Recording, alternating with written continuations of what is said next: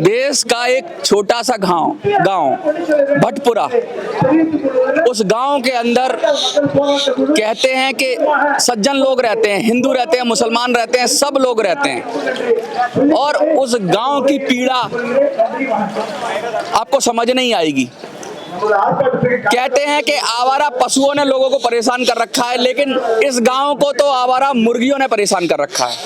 आवारा मुर्गी इसलिए कह रहा हूं कि मुर्गियां आवारा नहीं होती, उनको पालने वाले आवारा हो जाते हैं। और जो पालने वाले जब आवारा हो जाते हैं तो मनमाने तरीके से कानून को ताक पर रखकर लोगों की जिंदगी, स्वास्थ्य और जीवन से खिलवाड़ करते हैं। हमारे साथ गांव भटपुरा से कुलदीप यादव जी हैं, हमारे साथ हमारे भाई हैं, बहुत फेमस है सोशल मीडिया पर।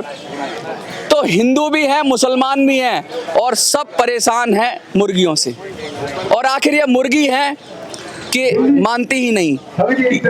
कुलदीप जी, मुर्गी नहीं मानती कि मुर्गी को पालने वाले लोग नहीं मानते? देखिए, हमारे उत्तर प्रदेश की सरकार की व्यवस्था जो है, ये बहुत गंदी व्यवस्था है कि मुर्गी फार्म को गांव की आबादी से दूर बनाना चाहिए। अच्छा। लेकिन मतलब आप कहने का मतलब आप मुर्गी पालन के विरोधी नहीं है? हम विरोधी नहीं है, लेकिन सरकार द्वारा गांव के बीचों बीच में मुर्गी फार्म 6 बीघा में बना दिया गया है और 2019 से बनाया गया है। और संचालक शिवश्याम सिंह, आलोक सिंह और ऋषि सिंह है, सद्दूपुर के निवासी हैं। बक्सा ब्लॉक के हम भी है, बक्सा थाना के हम भी है, और बक्सा ब्लॉक बक्सा थाना के वो भी है।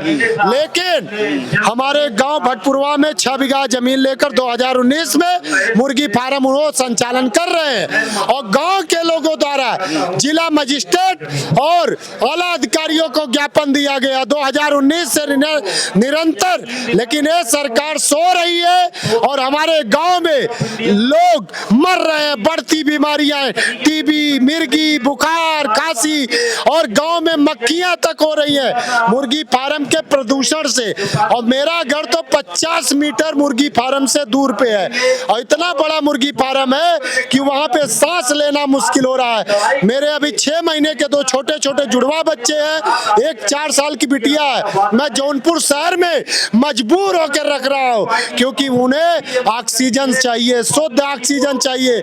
और मुख्यमंत्री योगी आदित्यनाथ उत्तर प्रदेश से जन सुनवाई पोर्टल ऐप पे भी हमने जानकारी दिया, लेकिन आज आप देख लीजिए 27 जून हो गया, अभी तक कोई कार्रवाई नहीं हुआ। और मजबूर होकर हम जंतर मंतर की धरती पे आकर आज प्रोटेस्ट कर रहे हैं। महामहिम राष्ट्रपति जी को ज्ञापन देंगे भारत को, और प्रधानमंत्री मोदी जी को ज्ञापन देंगे, नेता प्रतिपक्ष श्री राहुल गांधी जी को ज्ञापन देंगे कि हमारे गांव के लोगों को बचाए, लाखों लोगों के जीवन को बचाने का काम सरकार करे। ये सरकार इसी प्रकार अगर सोती रहेगी, सरकार हो गई है, इसी प्रकार अगर सोती रहेगी, आने वाले समय में जिस प्रकार हम कोरोना जैसे महामारी में ऑक्सीजन का बाटला ढूंढ रहे थे, आज उसी ऑक्सीजन को ये सरकार गंदी करने का काम कर रही है। मेरा सरकार से मांग है कि हमारे गांव के बीचों बीच आबादी में बना मुर्गी फार्म को हमारे गांव से बाहर करे। और एक चीज आपके चैनल के माध्यम से कह देना चाहते हैं, हम किसान के बेटे हैं, जब बॉर्डर की बात आती है हम अपने बेटों को, अपने भाइयों को भेजते हैं। आज हमारे गांव की बात आई है, और अगर इस सरकार नहीं सुनेगी तो राष्ट्रपति का आवास घेराव करेंगे, प्रधानमंत्री का आवास घेराव करेंगे, और नेता प्रतिपक्ष का आवास घेराव करके हम अपना विरोध दर्ज करवाएंगे। और यही सरकार से हम बार बार निवेदन कर रहे हैं कि हमारे गांव से मुर्गी फार्म को निष्कासित करें।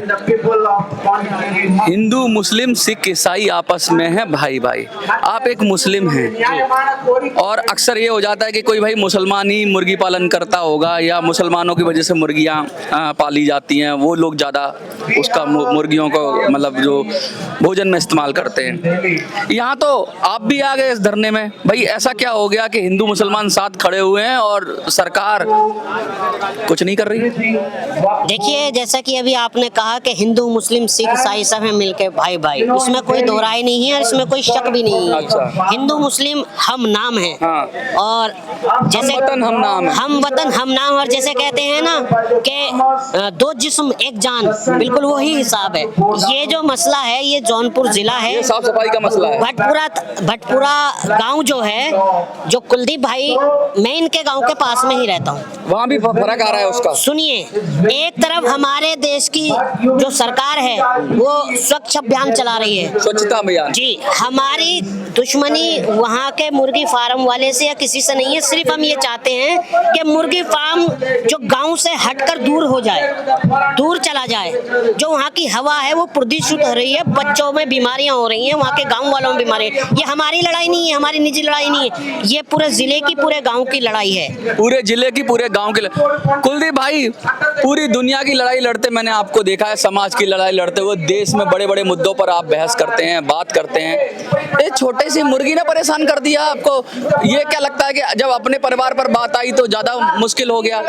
परिवार की पूरा गांव मेरा परिवार है, पूरा देश मेरा परिवार है। मैं राष्ट्रीय प्रवक्ता हूं, मेरी जिम्मेदारी है कि मैं देश का भी मजबूती से आवाज उठाऊं और गांव की भी मजबूती से आवाज उठाऊं।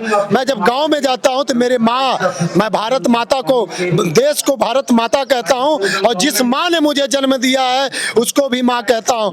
और जब हम वहाँ पे सुबह 2 नेवाला उठाते हैं मुंह में डालने के लिए, पता लगता है कि 20 मक्खियां, 2 मक्खियां खाने में गिरी है। तो वो दर्द जो है मेरे गांव के मूल निवासियों से पूछिए, वो महसूस हम कर सकते हैं। एसी में बैठे आला अधिकारी नहीं कर सकते हैं। अधिकारी कहाँ है, अमला कहाँ है? कोई नियम, कोई कानून होता होगा कि भाई गांव के अंदर मत बनाओ, या इतना बड़ा एरिया है तो उसके लिए कुछ हो। जैसे शहरों में होता है कि भाई ये औद्योगिक क्षेत्र है, ये रेजिडेंशियल क्षेत्र है, तो गांव में भी तो होता है, तो बाहर कर लेते हैं। अंदर बनाने की क्या जरूरत पड़ गई? देखिए, सद्दूपुर के निवासी हैं, वो तो अपने गांव में बनाए नहीं, हमारे गांव में जमीन लेकर बना लिए। अच्छा, गांव दूसरा, आदमी दूसरे गांव का, और हमारे गांव में वो जमीन नहीं कि सबसे गांव खाली करवाने की कोशिश। भाई यही हो रहा है। सरकार तो ये, वो परेशान होंगे, गांव के लोग भागेंगे। आज वैसे भी हमारे गांव में जवानी बची नहीं है, बेरोजगारी का आलम है। गांव के जो युवा है वो अन्य प्रदेशों में रोजगार के लिए भटक रहे हैं। कौन दाम पे जमीन खरीद ली जाएगी? गांव की किसान की जमीन है, वो सस्ती उनको मिलेगा। ये बहुत बड़ी चाल है, वो अपना बिजनेस करेंगे। मुर्गी पालो, फिर फार्म पालो, फिर फार्म से गंदगी फैलाओ, फिर गांव वाले भाग जाएंगे, फिर जमीन औने पौने दाम पे खरीद लो, फिर करोड़पति अरबपति बन जाओ। इसी प्रकार से तो हो रहा है। आज प्रशासन का बात कर रहे हैं, हम लोकतंत्र को मानते हैं, लोकतंत्र पे विश्वास करते हैं, और मुझे विश्वास है सरकार हमारे इस मांग को स्वीकार करेगी और हमारे गांव से, मुर्गी फार्म से गांव वालों को और मुझे निजात दिलवाएगी। मैंने एक सुना था, अभी यूपी से ही खबर आई थी कि एक गांव में इतनी मक्खियां थी कि लोग रोटी खाने को परेशान हो गए थे, और उसके अंदर कहते हैं मच्छरदानी या मक्खीदानी जो होती है उसके अंदर बैठ बैठ के खाना खा रहे थे, और उस गांव से पलायन हो गया था। कश्मीर से लोगों का पलायन हुआ, मणिपुर में लोगों का पलायन हुआ, लेकिन अब उत्तर प्रदेश के गांव में भी ये नौबत आ गई है कि मुर्गियों की गंदगी की वजह से लोग पलायन करने पे मजबूर हो जाएंगे या हो रहे हैं, क्योंकि मक्खियां, गंदगी, बीमारी इस कदर फैली जा रही है कि लोग परेशान हैं, और दिल्ली के जंतर मंतर पर सैकड़ों किलोमीटर दूर आ गए। मुझे लगता है और मेरा पूरा विश्वास है कि अगर ये कानूनन सही नहीं है मुर्गी फार्म, तो जरूर इस पर अधिकारी कुछ ना कुछ एक्शन लेंगे, और अधिकारी एक्शन नहीं लेंगे तो उन पर एक्शन होगा क्या?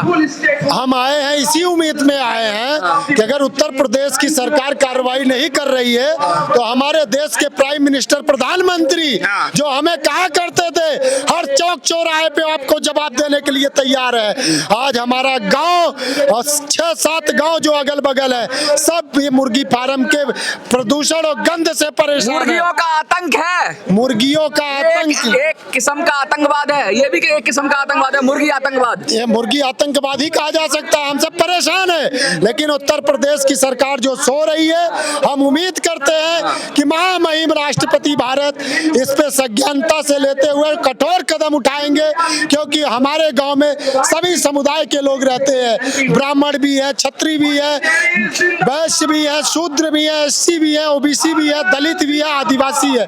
और एक आपके चैनल के माध्यम माध्यम से मैं कहना चाहता हूं। और 78 साल हमारे देश को आजाद हुए हो गया है। हमारे गांव में 200 वनवासी समाज के समुदाय के लोग रहते हैं, जो 6 महीना ईंट के भट्टों पे काम करते हैं और 4 महीना बारिश ऋतु में अपने घरों पे रहते हैं। ना तो शिक्षा उनके पास है, ना तो उनके पास रोजगार है, और ना तो किसी प्रकार का उनके पास सहयोग है।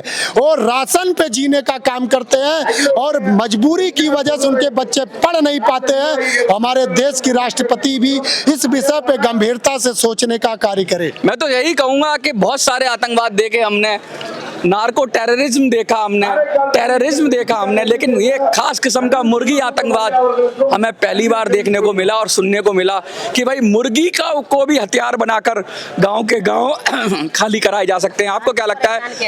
कमेंट में लिखिए, देखते रहिए मिनी संसद। धन्यवाद। भैया एक बात और है, अब एक बात